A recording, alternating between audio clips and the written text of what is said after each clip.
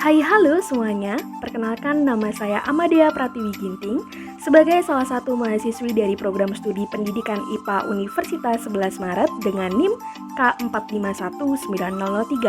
Pada video kali ini, saya akan memaparkan mengenai praktikum analisis biomekanika dalam kehidupan sehari-hari guna memenuhi ujian mata kuliah biomekanika. Selamat menyaksikan videonya. Kegiatan yang pertama adalah ketika mengetik komputer. Seperti yang telah diketahui bersama bahwa kita sebagai mahasiswa ataupun pelajar seringkali menggunakan komputer maupun laptop untuk mengetik tugas maupun ujian. Pada saat mengetik, khususnya dalam posisi duduk, siku membentuk fleksi oleh bicep, fleksi bris bidang sagittal aksi plantar, lalu batangan telapak tangan dalam keadaan pronasi di atas keyboard dan menghasilkan sedikit fleksi bris. Dalam mengetik itu melibatkan sendi radio ulnar. Kemudian ketika mengetik itu jari-jari merenggang dan merapat, di mana hal itu merupakan gerakan abduksi dan adduksi, serta terdapat gerakan fleksi pada jari-jari yang mengetik. Selain itu, fleksi dan ekstensi yang menggunakan otot-otot di daerah lengan. Osteologi yang berperan pada saat mengetik antara lain humerus, clavicula, scapula, radius, ulna, carpus, metacarpus, dan phalanges.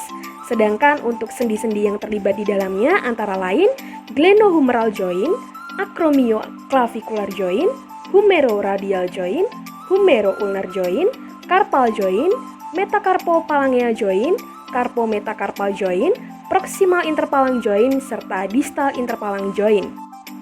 Selanjutnya adalah gerakan yang terjadi pada sendi humeroulnaris dan humeroradialis, atau yaitu fleksi siku oleh bicep dengan translasi ke arah ventral dengan traksi ke distal sesuai dengan aksis longitudinal ostadi ataupun ulnar. Lalu yang kedua adalah gerakan yang terjadi pada sendi distal radio-ulnar joint atau ovoid joint, supinasi oleh otot supinator dengan translasi oleh radius terhadap ulnar dengan arah yang sama. Lalu yang ketiga adalah gerakan yang terjadi pada radiocarpal joint, yaitu fleksi bris oleh otot-otot flexor waist, terdiri dari flexor carpi radialis, flexor carpi ulnaris, dan palmaris longus, dengan pergerakan translasi ke arah palmar dan traksi yang selalu ke arah distal searah aksis tulang radi. Kegiatan yang kedua adalah ketika memakai kemeja dan mengancingkan bajunya. Saat kita hendak memakai kemeja, biasanya kita meluruskan tangan kita terlebih dahulu ya kan?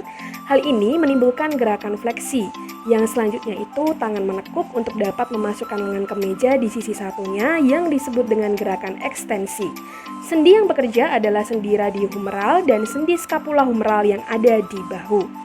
Kemudian, kegiatan mengancingkan kemeja itu terjadi gerakan fleksi dan ekstensi jari, di mana sendi yang bekerja antara lain yang pertama sendi distal phalangeal di ujung jari telunjuk dan jari tengah, kemudian sendi proksimal interphalangeal, kemudian sendi interphalangeal pada ibu jari, serta metacarpophalangeal yang terjadi antara pangkal ibu jari dengan jari telunjuk. Kegiatan yang ketiga adalah kegiatan menggosok gigi. Tentunya kegiatan ini sering kita lakukan bukan? Bisa sehari 2 kali atau bahkan 3 kali. Ketika kita hendak mengambil pasta gigi, maka kita akan meluruskan tangan kita ke depan, di mana gerakan itu merupakan abduksi bahu. Tulang yang berperan adalah scapula dengan humerus. Kemudian ketika mengoleskan pasta gigi ke atas sikat gigi, itu merupakan gerakan fleksi siku, di mana sendi yang berperan adalah sendi radiohumeral antara tulang radius dan humerus. Nah, dalam kegiatan menggosok gigi, biasanya kita akan menekuk siku kita. Hal ini menimbulkan gerakan fleksi tangan di bagian siku dengan sendi yang bekerja adalah sendi radiohumeral, lalu ada gerakan fleksi dan adduksi, di mana jari-jari itu merapat dan merenggang dalam memegang gagal sikat gigi tersebut. Selanjutnya terdapat gerakan di pergelangan tangan, terjadi gerakan naik turun biasanya saat kita menyikat gigi di bagian depan. Nah, pada saat naik atau ke atas itu terjadi gerakan ekstensi ke hiperekstensi. Kemudian pada saat turun itu terjadi gerakan ekstensi ke fleksi. Sendi yang bekerja adalah radiokarpal, sendi antara tulang lengan bawah dan barisan proksimal karpal, serta radioulnar. Juga terdapat peran bahu yaitu sendi glenohumeral, sendi radiohumeral, dan juga sendi radiokarpal. Kegiatan yang keempat adalah menendang bola. Ketika kita menendang bola, itu terjadi gerakan fleksi pada lutut kaki yang menekuk. Sebelum kita menendang bola, itu kan biasanya kaki akan menekuk terlebih dahulu, seperti mengambil ancang-ancang akan menendang. Kemudian setelah itu kaki akan kembali lurus.